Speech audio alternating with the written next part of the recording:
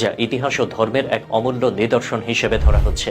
এই কোরআন শরীফটির দৈর্ঘ্য মাত্র 1.5 ইঞ্চি, প্রস্থ 1 ইঞ্চি এবং পুরুত্ব 1/4 ইঞ্চি।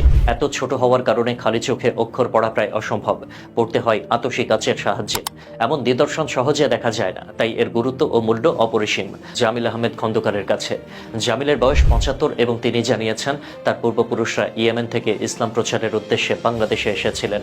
ধারণা করা হচ্ছে তাদের সঙ্গে এই ক্ষুদ্র কোরআন শরীফও আনা হয়েছিল।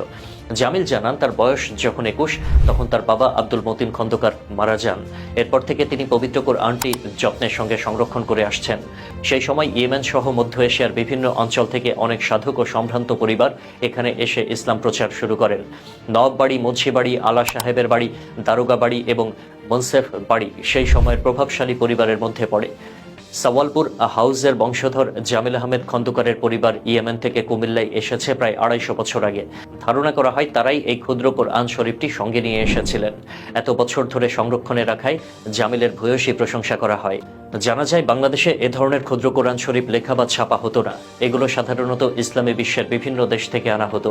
সেই সময় এটি নিঃসন্দেহে এক ক্ষুদ্রতম কোরআন শরীফ হিসেবে পরিচিত। ইয়েমেন থেকে আগত মুসলিম পরিবারগুলোর প্রচেষ্টা এবং প্রজন্মান্তরে সংরক্ষিত ঐতিহ্যের এক চমৎকার উদাহরণ। প্রতিটি পাতা, প্রতিটি অক্ষর শুধু ধর্মীয় নয়, ইতিহাসের সাক্ষীও বটে। কোরআন শরীফের ক্ষুদ্র এই কপি ইতিহাসের গুরুত্বপূর্ণ অধ্যায় হিসেবে ধরে রাখার পাশাপাশি আমাদের স্মরণ করিয়ে দেয় প্রতিটি নিদর্শন, ছোট হোক কিংবা বড়, তার পেছনে লুকানো মানুষের শ্রম, বিশ্বাস ও দায়িত্ববোধের ফল। এভাবেই কুমিল্লার তাল পুকুর পাড়ের সংরক্ষিত এই 350 বছরের ক্ষুদ্র কোরআন শরীফ হয়ে উঠেছে ইতিহাস, ধর্ম ও সংস্কৃতির এক মূল্যবান ধন। এই কোরআন শরীফ আমাদের মনে করিয়ে দেয় যে ইতিহাসের প্রতি সম্মান ও ধারাবাহিকতা রক্ষা করা কেবল ঐতিহ্য সংরক্ষণের বিষয় নয়,